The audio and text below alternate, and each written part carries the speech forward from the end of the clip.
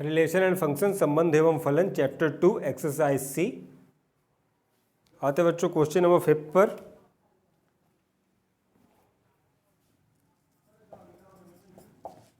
Question number 5 है, यहाँ पर एक समुच्चय है a -1 -2 0 1 एंड 2। यहाँ पर फलन कुछ इस प्रकार परिभाषित है, f(x)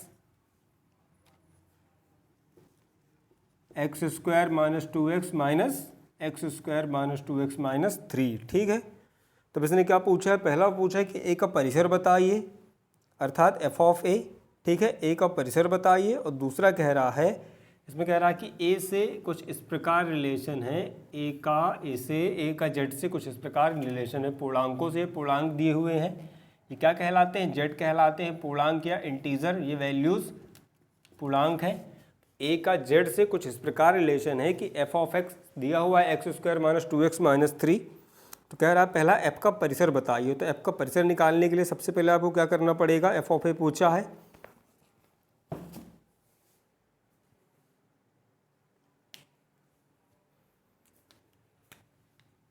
सबसे पहले हम सारे पॉइंट्स वैल्यू पुट करके देख लेंगे। जैसे f का -1 है, जब -1 पुट करोगे तो -1 का स्क्वायर होल स्क्वायर -2 इंटू -1 और -3।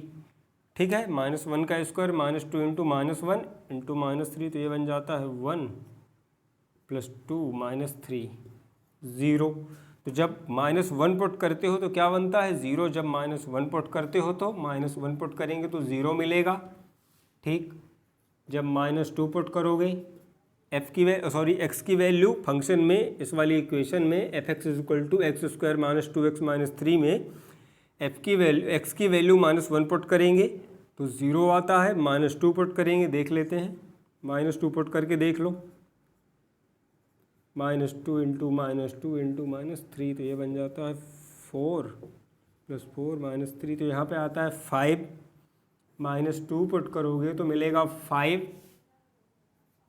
x की वैल्यू 0 रखने पर, x की वैल्यू x = -1, x = -2 और x = 0 रखने पर, ठीक है, x = 0 रखने पर 0 स्क्वायर -2 इंटू 0 -3 आएगा, ये -3, तो ये बन जाएगा 0 और -3। फिर आते हैं x = 1 रखने पर, 1 का स्क्वायर -2 इंटू 1 -3। ठीक है, तो -4, तो 1 रखने पर -4, और लास्ट आएगा x = 2 रखने पर।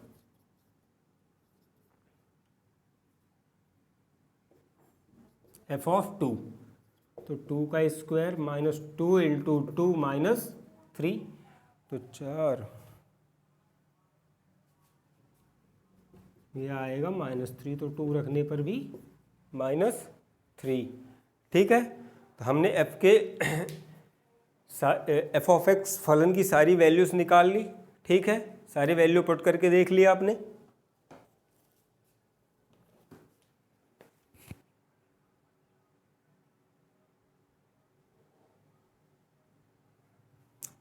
तो इसने क्या कहा है कि f का परिसर बताइए। तो f का परिसर देखो, परिसर कौन से बिंदु कहलाते हैं? ये वाले।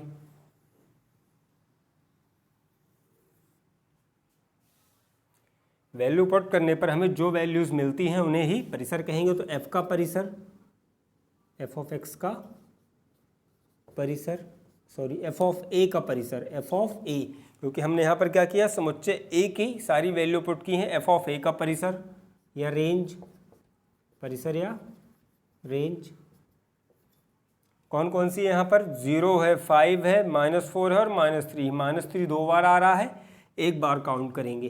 ठीक है, तो 0 है, 5 है, -4 है और -3 है। ठीक है, तो ये f का परिसर हो गया, आपका पहला आंसर मिल गया a का। f ऑफ a का परिसर क्या है? 0, 5, -4 और -3। अब आते हैं इसके पार्ट b पर।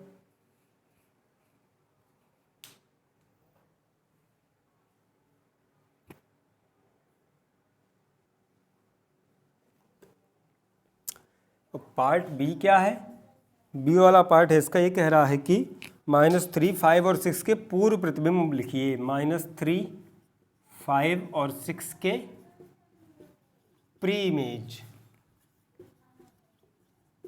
पूर्व प्रतिबिंब लिखिए, या बताइए कि पूर्व प्रतिबिंब कौन कौन से होंगे।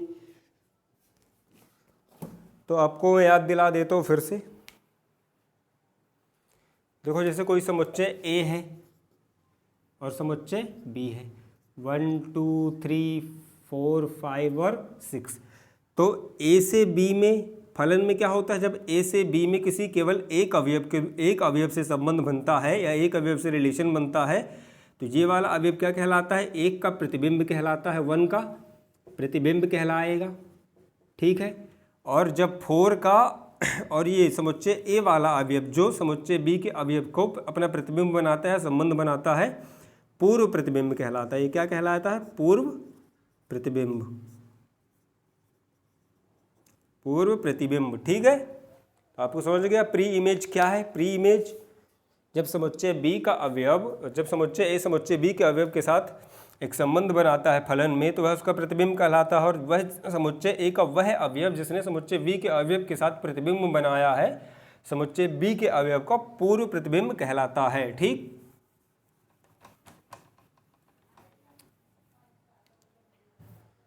अब ये तीनों वैल्यूज यहाँ पे पुट करके देख लेंगे। सबसे पहले रखते हैं -3,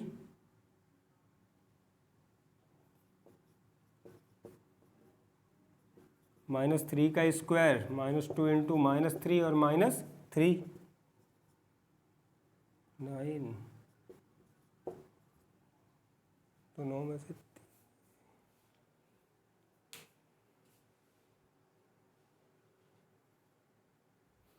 सॉरी यहाँ पे थोड़ी सी गड़बड़ है।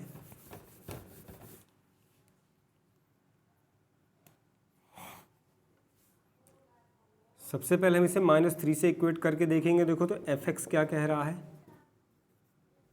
x² - 2x - 3 = -3, क्योंकि ये क्या कह रहा है कि यह एक इमेज है। यह बिंदु खुद में क्या है, समुच्चय ए, ये सेट ए या समुच्चय ए के किसी बिंदु की इमेज है। ठीक, तो अब इसका पूर्व प्रतिबिंब आपको यहाँ से मिलेगा। तो देखो इसको इक्वेट कर देंगे, इक्वेट कर दोगे तो -3 से -3 कैंसिल, तो अब ये बन जाएगा x² - 2x = 0, है ना। तो यहाँ से आता है x कॉमन ले लो तो x - 2 = 0। तो यहाँ से x की दो वैल्यूज़ मिलेंगी 0 से इक्वेट करने पर। x की दो वैल्यूज़ मिलेंगी जब आप x को 0 से इक्वेट कर दोगे और x - 2 = 0। ठीक है, तो एक वैल्यू आएगी 0, दूसरी आएगी, x की दो वैल्यू कौन कौन सी आएंगी, 0 और 2। x की दो वैल्यू कौन कौन सी आएंगी, 0 और 2। अब 5 के साथ इक्वेट करके देखते हैं, क्योंकि 5 भी समुच्चय ए के किसी न किसी यानी इस इक्वेशन को सेटिस्फाइड करेगा। ठीक है, x² - 2x - 3 = 5। 5 को इस साइड ले आओ तो ये बन जाता है x² - 2x - 8 = 0। ठीक है, तो यहाँ पे आएगा x - 2 x - 4। ठीक है, x - 2 और x - 4 = 0। तो x की दो वैल्यूज़ यहाँ पे मिलती हैं, उल्टा लिख दिया मैंने थोड़ा सा। x की दो वैल्यूज़ मिलेंगी 2 और 4, 2 और 4। x की कौन कौन सी वैल्यू मिलेगी बच्चों, 2 और 4। ठीक है, x की दो वैल्यूज़ मिलती है, सॉरी -2 और 4, x + 2 आएगा, -2 और 4। और लास्ट वाला आता है 6।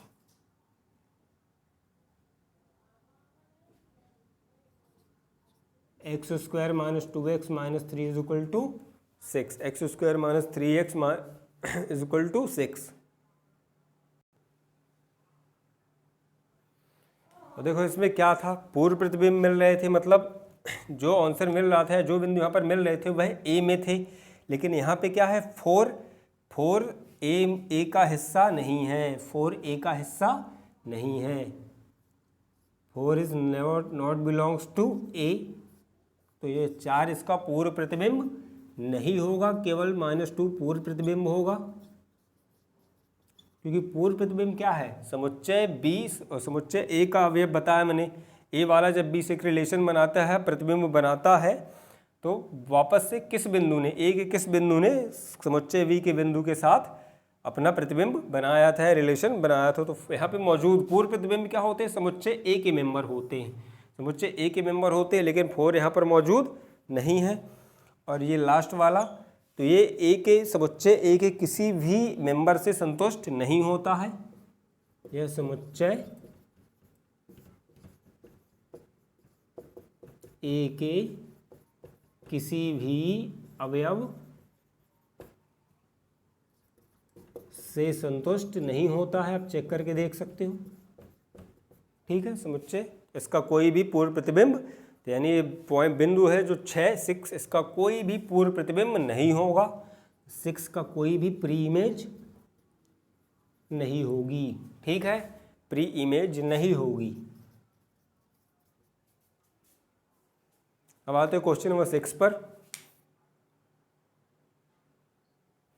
क्वेश्चन नंबर 6 है कि एक फलन इस प्रकार परिभाषित है कि f(x) = x²। तो भाई कह रहा है कि इसका परिसर बताइए, ठीक है। क्या कह रहा है कि इसका परिसर बताइए, f का परिसर बताइए, फलन का परिसर बताइए। तो ठीक है, यहाँ पे दिया हुआ है फलन f(x) = x²। तो सबसे पहले हम 0 पुट करके देखते हैं। f0 की वैल्यू 0, f1 की वैल्यू 1, f2 की वैल्यू 4। तो जितने भी आप रियल नंबर से यहाँ पर वास्तविक संख्याएं हम यहाँ पर रखेंगे, वास्तविक संख्याएं, क्योंकि क्या कह रहा है कि रिलेशन किससे किसके बीच में है, एक फलन का संबंध real number two real number, वास्तविक संख्याओं से वास्तविक संख्याओं पे है। और कंडीशन ये दी हुई है कि फलन कौन सा होगा, f(x) = x², f(x) = x²। तो आप सारे रियल नंबर्स पुट करके देख लो, 0 भी एक रियल नंबर्स में आता है, ठीक है। सारे रियल नंबर जब हम पुट करके देखेंगे तो हमें एक चीज़ क्लियर हो जाती है। क्या क्लियर हो जाता है कि x² इज ऑलवेज ग्रेटर और equal to 0, x² is always greater और is equal to, x² is always greater than 0, है ना, ग्रेटर और इक्वल टू 0। तो f का परिसर क्या हो जाएगा, तो सीधी बात है, अब आप f का परिसर लिख सकते हैं। तो हम यहाँ पे लिख देंगे f का परिसर, क्योंकि आप यहाँ पर कोई भी वैल्यू पुट करोगे, या तो वह अगर 0 पुट करते हैं तो 0, नहीं तो वह संख्या 0 से तो बड़ी ही आएगी, या कम से कम 0 के बराबर आएगी। या तो 0 से बड़ी आएगी या तो 0 के बराबर आएगी, ठीक है, या तो 0 से बड़ी आएगी या फिर क्या आएगी बच्चों, 0 के बराबर आएगी। तो आप यहाँ पे आप x का परिसर एक्सप्लेन कर सकते हो कि x यहाँ पर क्या होगा, रियल नंबर से बिलोंग करेगा। x की ये वैल्यू से देखो, ये रियल नंबर्स हैं, 0, 1, 2 जहाँ तक आप ले सकते हैं, रियल नंबर से बिलोंग करेगा। और कंडीशन क्या रहेगी कि x² इज ऑलवेज ग्रेटर और इज इक्वल टू 0, या तो ये 0 के बराबर होगा, देखो ये पहले, या तो हमेशा 0 से, बाकी आप कोई सा भी नंबर ले लोगे ऑलवेज ग्रेटर देन 0 आएगा, ठीक। अब आते हैं इसके पार्ट बी पर। इसका पार्ट बी है, बी वाला क्या कह रहा है, बी वाला पार्ट है इसका कि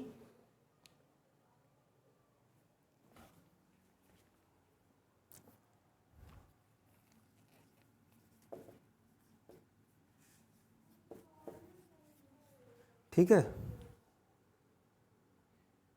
सॉरी, f(x) = 9। तो यहाँ भी सेम बात कह रहा है कि x का फलन है और f(x) = 9, है ना।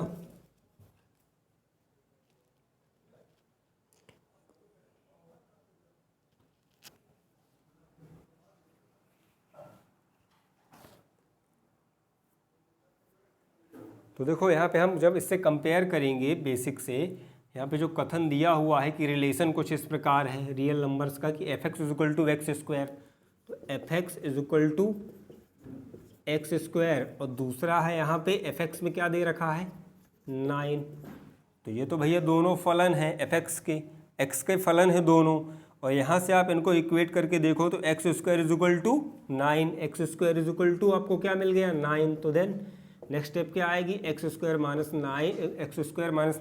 = 0। इसमें क्या करना है कि जो फलन दिया हुआ है यहाँ पे, और जो आपको बेसिक डेफिनेशन दी हुई है, जो आपको रिलेशन पहला फलन दिया हुआ है, ठीक है, r से r में संबंध का जो रियल नंबर से रियल नंबर में संबंध का जो फलन दिया हुआ है, उसको आप इस दिए गए फलन से कंपेयर कर लेंगे, ठीक है, कंपेयर कर लेंगे, क्योंकि दोनों ही फलन हैं किसके, रियल नंबर्स के, ठीक है, दोनों ही फलन है रियल नंबर्स के। तो यहाँ से क्या मिल जाएगा कि x square is equal to 9, तो जब आप 9 को इस साइड ट्रांसफर करोगे तो बन जाता है x square minus 9 is equal to 0। तो एक्स की दो वैल्यूज़ मिलेंगी इससे, या दूसरे तरीके से आप ऐसा नहीं ऐसा भी ले सकते हो, इसका अंडर रूट लोगे तो ये आता है +-3, ठीक है, +-3। तो इसका परिसर क्या आ जाएगा, -+3। तो आंसर आ जाएगा परिसर इसका -3 से 3, ठीक है, इसका परिसर क्या आ जाएगा, -3 से 3। सॉरी, अभीष्ट समुच्चय पूछा है इसने, पूछा क्या था इसमें, परिसर है ना, तो इसका अभीष्ट समुच्चय आ जाएगा -3 से 3, ठीक है, समुच्चय, ठीक है। तो अभीष्ट समुच्चय -3 से 3। अब आते हैं इसके लास्ट वाले पे, थर्ड वाले पे, सी वाला। 3 पार्ट है इसमें, और इसका सी वाला क्या कह रहा है कि यहाँ पे भी एक फंक्शन दिया हुआ है f(x) = -4, ठीक है। तो देखो इसको भी अब जो बेसिक वाला फलन है, बेसिक फंक्शन दिया हुआ है, बेसिक फलन से कंपेयर कर लेंगे। f(x) = x², तो यहाँ पे दे रखा है कि f(x) = -4, तो देखो x² = -4, तो जिसका अब इसका अगर अंडर रूट लेंगे तो भैया -4 का अंडर रूट अगर 4 होता तो आता +-2, लेकिन -4 का +-2 नहीं आएगा, यहाँ पर क्या आएगा, x = 2i, 2i है शायद, -2i, ठीक है, क्या आएगा इसका, +-2i है ना, +-2i आएगा, प्लस क्या आएगा, +-2i आएगा, सॉरी, है ना। और +-2i, आई क्या है, इमेजिनरी नंबर है, काल्पनिक नंबर, काल्पनिक संख्या, ठीक है, ये क्या है, इमेजिनरी नंबर है।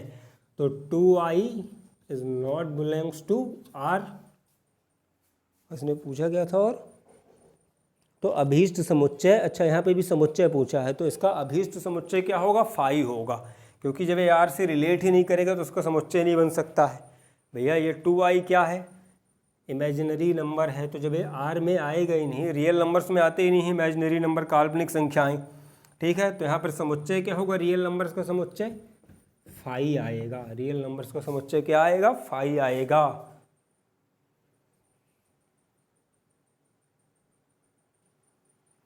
क्वेश्चन नंबर 7 दिया हुआ, एक समुच्चय दिया है, ठीक है, एक समुच्चय दिया हुआ है, और ये कह रहा है कि एक पूर्णांकों का समुच्चय है, ठीक है, ये यहाँ पर लिखा हुआ क्या कह रहा है कि पूर्णांकों का समुच्चय है, ठीक। तो यहाँ पर इसका क्या करना है, महत्तम अभाज्य गुणनखंड निकालने हैं और उनका परिसर बताना है, fn = n, ठीक। तो महत्तम अभाज्य गुणनखंड और उनका परिसर निकालना है। तो देखो बड़ी इजी चीज़ है,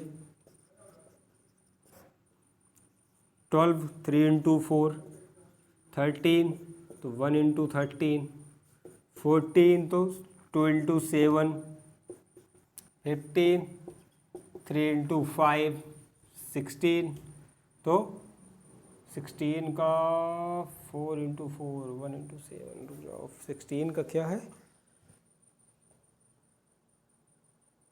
16 है, गड़बड़ है,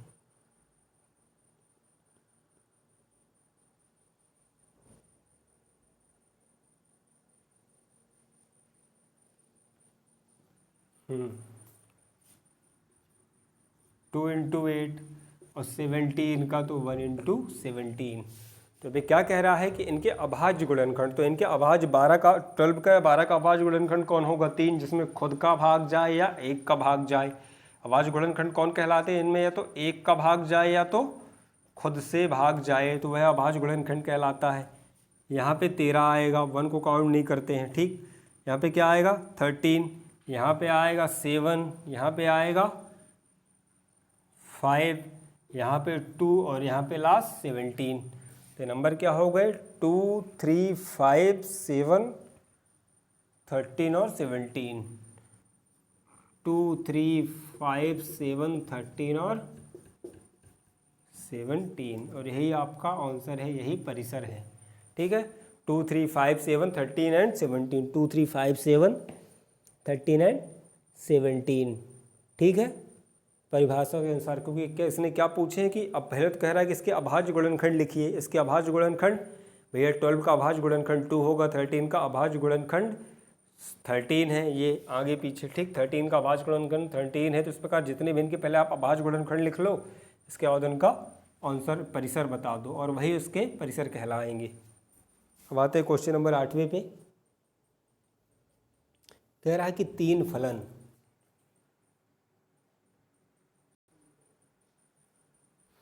ठीक है, यहाँ पर 3 फलन बताए इसने, एफ जी और एच। यहाँ पर रियल नंबर से रियल नंबर में कुछ इस प्रकार, वास्तविक संख्याओं से वास्तविक संख्याओं में कुछ इस प्रकार का संबंध है कि पहला फलन दे रखा है f x equal to x square. देखो जब आप रियल नंबर की बात करते हो तो जीरो से यहाँ पर जीरो पुट करेंगे, पहला जीरो पुट करोगे तो ये भी जीरो आएगा। जब आप 1 पुट करोगे तो 1, 2 पुट करोगे तो 4। ठीक है, मतलब कहने की ये बात है कि अगर f zero is equal to तो ज़ीरो आता है, लेकिन इसके बाकी एफ एक्स के x is equal to zero के लिए तो ज़ीरो आएगा। ठीक है, ज़ीरो होगा मान, f x f of zero zero होगा। ठीक है, x is equal to zero के लिए एफ ऑफ ज़ीरो ज़ीरो होगा या एफ ऑफ एक्स ज़ीरो होगा। ठीक है, एफ ऑफ एक्स क्या होगा, ज़ीरो होगा, तथा x के बाकी मानों के लिए, शेष मानों के लिए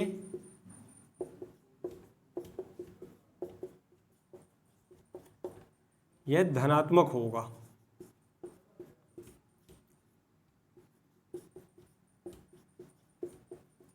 क्योंकि देखो यहाँ पे सबकी पॉजिटिव वैल्यू दे रहा है, स्क्वायर नहीं कह सकते।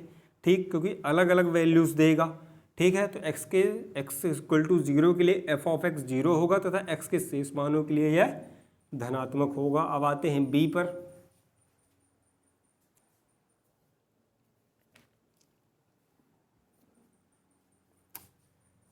ये कह रहा है g of x is equal to x square plus 1।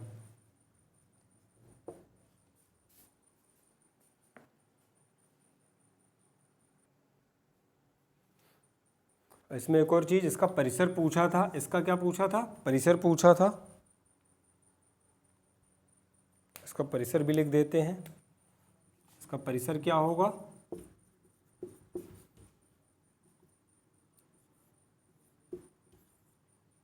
ठीक है, सेमी क्लोज, मतलब इसमें जीरो तो काउंट होगा, इन्फिनाइट काउंट नहीं होगा। अब सेम चीज़ यहाँ पे भी कह रहा है कि जब x की वैल्यू ज़ीरो लोगे आप, तो देखो g of zero, F of कहते थे, यहाँ पे जी ऑफ कहोगे, g का फलन, तो 0 + 1 बराबर 1। जब आप 2 लोगे x इज इक्वल टू, तो ये 3 मिलेगा। तो कुल मिला के क्या कह रहा है कि ये x के सभी मानों के लिए, यहाँ पर ये जो फलन दिया हुआ है g x is equal to x square plus 1, यह x के सभी वास्तविक मानों के लिए, x के सभी वास्तविक मानों के लिए ऑलवेज इज ग्रेटर और इक्वल टू 1। हमेशा क्या होगा, क्योंकि देखो जब आप जीरो रखोगे, रियल नंबर है, तो क्या आता है, 1 आता है, फिर 3 आता है, ऐसे ही आगे आते जाएंगे नंबर। मतलब ये मिनिमम क्या होगा, या तो 1 के बराबर आएगा जीरो रखने पर, क्योंकि इसके बाद क्या हो जाता है जीरो रखने पर 1 आएगा, मतलब कम से कम, यानी x इज इक्वल टू 1 और ग्रेटर देन 1 ही वैल्यू देगा x के सभी वास्तविक मानों के लिए। x इज इक्वल टू और ग्रेटर देन 1। यहाँ पर इसका परिसर क्या आएगा, g का परिसर आएगा। यहाँ पर इसका परिसर क्या होगा, gx का, g का परिसर आएगा, देखो इन्फिनाइट काउंट नहीं होगा। ठीक है, यहाँ पे भी इन्फिनाइट काउंट नहीं होगा, ये सेमी क्लोज ब्रैकेट, सो अर्धबंद विवृत। ठीक है, अर्धबंद विवृत में छोटा ब्रैकेट जिसकी तरफ होता था उसकी गिनती नहीं करते थे, मतलब 0 से लेके इन्फिनाइट के, ठीक, और यहाँ पर 1 से लेके इन्फिनाइट तक, लेकिन दोनों में इन्फिनाइट काउंट नहीं होता है। अब आते हैं लास्ट वाले पे। यहाँ पे दिया हुआ है h x is equal to sine x. तो एच वाले में, लास्ट वाले में आपको बहुत कुछ करने की ज़रूरत नहीं है। ये कह रहा है कि h का फलन है साइन एक्स, तो आपको पता है कि साइन की वैल्यू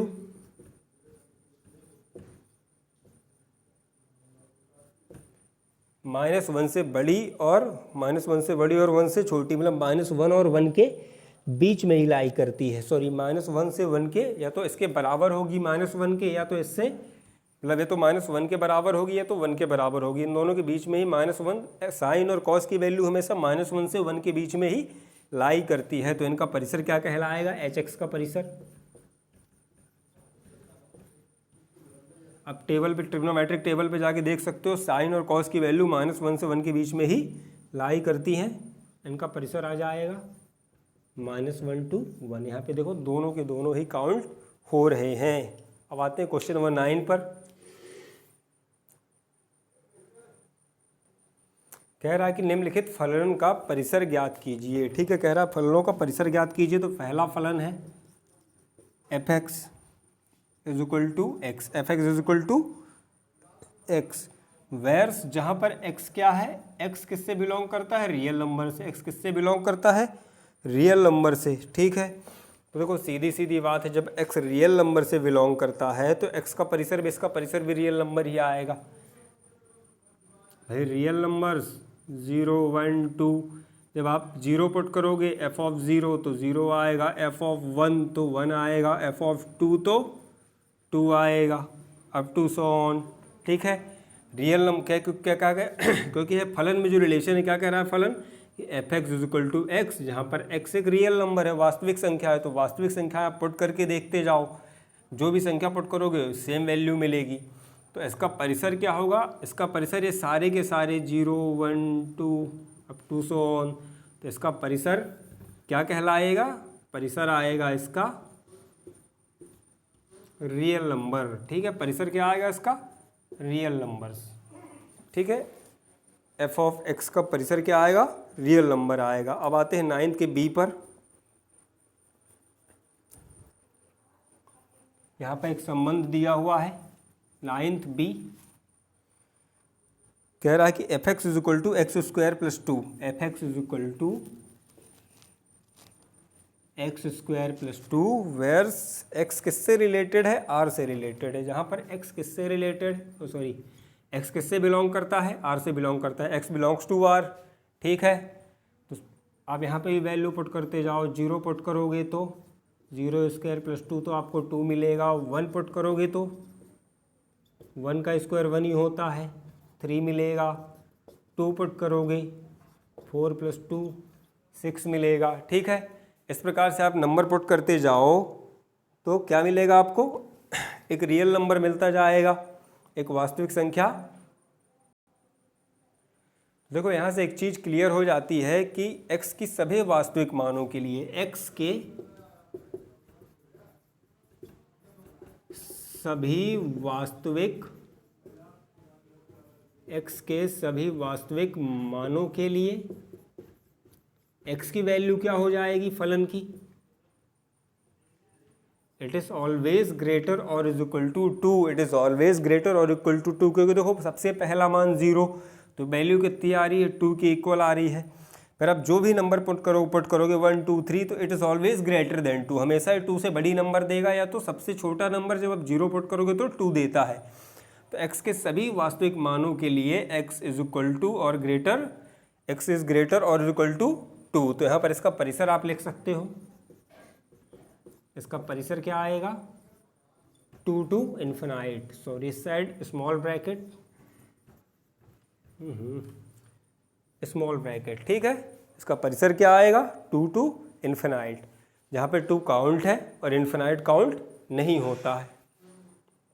अब आते हैं क्वेश्चन नंबर 10। एक फलन दिया हुआ है f x is equal to x square plus 3x plus 5 upon x square minus 5x plus 4। कह रहा है कि इसका डोमेन या प्रांत ज्ञात कीजिए। तो देखो डोमेन या प्रांत ज्ञात करने के लिए हम क्या करेंगे? एक्स स्क्वायर, इसमें जो डिनोमिनेटर है उसको 0 से इक्वेट कर देंगे। डिनोमिनेटर है जो हर वाला हिस्सा है उसको 0 से, हर वाले हिस्से को डिनोमिनेटर को 0 से इक्वेट कर देते हैं। तो यहाँ से आपको मिल जाएगा 4x स्क्वायर, है ना। तो x minus 1 plus 4, x minus 1 into x minus 4 is equal to 0, x minus 1 into x minus 4 is equal to 0। तो यहाँ पर x की दो वैल्यूज़ मिलेंगी 1 और 4। ये दोनों की दोनों वैल्यू क्या करती हैं, इस इक्वेशन को 0 बना देती हैं। आप 1 पुट करोगे तो ये 0 हो जाता है, जब आप 1 पुट करोगे तो ये 0 हो जाता है। दिखाता हूँ कैसे। देखो जब आप 1 पुट करते हैं इसमें तो 1 का स्क्वायर माइनस 5 इंटू 1 प्लस 4, तो ये क्या हो गया 1 माइनस 5 प्लस 4, तो 4 प्लस 1 5, ये और 5 माइनस 5 0, ठीक। और जब आप 4 पुट करते हो तो 4 का स्क्वायर 16 माइनस 5 इंटू 4 प्लस 4, तो देखो ये आ गया 20 माइनस 20 0। तो आपको किसी भी फलन में जब भी डिनोमिनेटर में आए दो, मतलब ऊपर भिन्न फ्रैक्शन में आपको फलन प्राप्त हो तो उसको डिनोमिनेटर को 0 से इक्वेट करके देख लेना है। क्यों? क्योंकि अगर ये 1/0 बना रहा है, 1/0 बना रहा है तो फिर इन्फिनाइट हो जाएगा, इन्फिनाइट हो जाएगा, तो गलत हो जाएगा आपका सवाल। तो यहाँ पर इसका परिसर कैसे मिल जाएगा, आप नीचे वाले को डिनोमिनेटर से इक्वेट करके देखोगे, ये आपके समझाने के लिए था, ठीक है, काम का यहीं तक था। तो दो वैल्यूज़ मिलती है 1 और 4, तो कह रहा है कि इसका प्रांत बताइए। तो इसका प्रांत होगा 1 और 4 को छोड़कर, 1 और 4 को छोड़कर x के सभी वास्तविक मानों के लिए।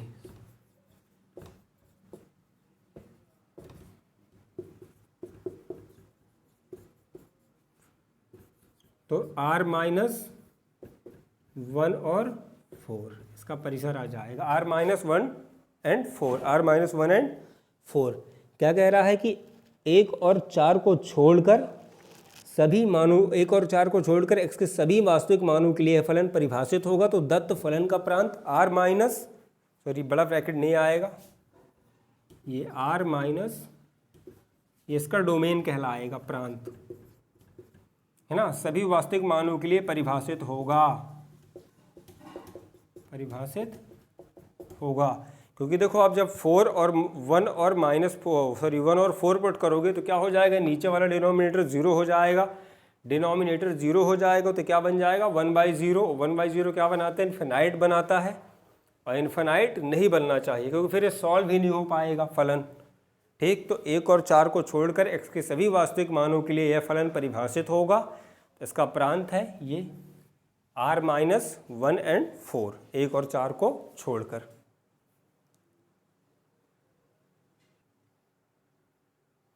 कह रहा है कि एक फलन दिया हुआ है f(x = cos 2x), जहाँ पर x क्या है, x belongs to real numbers, ठीक है। तो यहाँ पे आपको ज़्यादा कुछ करने की ज़रूरत नहीं है, पहले भी बताया था मैंने कि कभी भी साइन या कॉस का रेंज पूछे और इसकी रेंज पूछिए, परिसर या रेंज, ठीक है, इसका रेंज पूछा है तो साइन और कॉस की रेंज -1 के बीच में ही होती है, ठीक है, -1 और 1 के बीच में होती है। तो आप डायरेक्ट लिख सकते हो कि f(x) का परिसर है ना, साइन और कॉस की वैल्यू हमेशा -1 से 1 के बीच में होती है, -1 to 1 होगी। f(x) का परिसर क्या होगा, -1 से 1। अब आते हैं क्वेश्चन नंबर 12 पर। कह रहा है कि एक फलन दिया हुआ और इसके मान ज्ञात कीजिए। एक फलन दिया हुआ है f(x) = x² + 2x, x² + 2x minus x² + 2x minus 3। तो यहाँ पे इसने तीन वैल्यूज़ के मान पूछे, f(0) के, f(-1) के और f(1/3) के, ठीक है। तो पहला f(0) के, कुछ नहीं करना है आपको, तीनों के मान पहला निकल आएगा f(0) का, 0 पुट करते जाओ x की जहाँ पर 0 का स्क्वायर, 2 × 0 -3, तो ये आ गया -3 पहला। दूसरा पूछा है पहला क्या था, f(0) का था, दूसरा था f(-1), दूसरा है f(-1), तो -1 का स्क्वायर प्लस 2 × -1 और -3, तो ये प्लस का हो जाएगा -3 -5 -4 आएगा, ठीक है। और लास्ट वाला है क्या, लास्ट वाला इसने पूछा है 1/3 का, ठीक है, f(1/3) का, f(1/3) का, तो कुछ नहीं है, 1/3 का होल स्क्वायर एक्स की जगह वैल्यू पुट करते जाओ बस, 1/3 -3 तो यह आ जाएगा 1/9 प्लस 2/3 -3। इनका एलसीएम ले लो 9, ठीक है। तो यहाँ पे आएगा 1, 3 3 ज़ा 9, तो 3 2 ज़ा 6 है ना, और ये 3 3 ज़ा 9, तो 7 -2/9 -2/9, ठीक है। लास्ट वाला क्या आएगा, 1 मिनट क्या आ रहा है, ये गड़बड़ है, ये आ रहा है 9, तो 3 3 ज़ा 9 -2/9, 20/9 कहाँ से आ रहा है,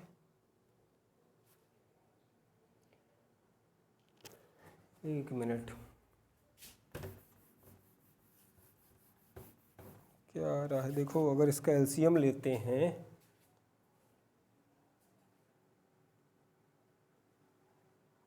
एलसीएम लेने में थोड़ी सी गलती हो गई थी। देखो यहाँ पे जब एलसीएम लेंगे तो ये आएगा 9, ठीक है। अब 9 से डिवाइड करोगे तो क्या मिलेगा 1, और 1 का मल्टीप्लाई उसके न्यूमरेटर में, तो यहाँ पर आएगा 1। जब आप इस 3 से डिवाइड लगाओगे एलसीएम को तो क्या मिलेगा 2, 3 3 ज़ा 9 3, और उस 3 का मल्टीप्लाई उसके न्यूमरेटर में, तो ये बन जाएगा 6। और लास्ट वाले में यहाँ पे क्या है, कुछ नहीं है तो 1 है, तो 1 से आप जब डिवाइड लगाओगे एलसीएम को तो क्या मिलेगा 9, और उस 9 का मल्टीप्लाई न्यूमरेटर में करते हैं तो ये आएगा -27। तो ये क्या आ जाएगा, 6 एक साथ -27, तो -20/9, क्या आ जाएगा 20/9, -20/9 या -2 2 सही 2/9, ठीक है। एलसीएम लेने में थोड़ी सी गड़बड़ हो गई थी।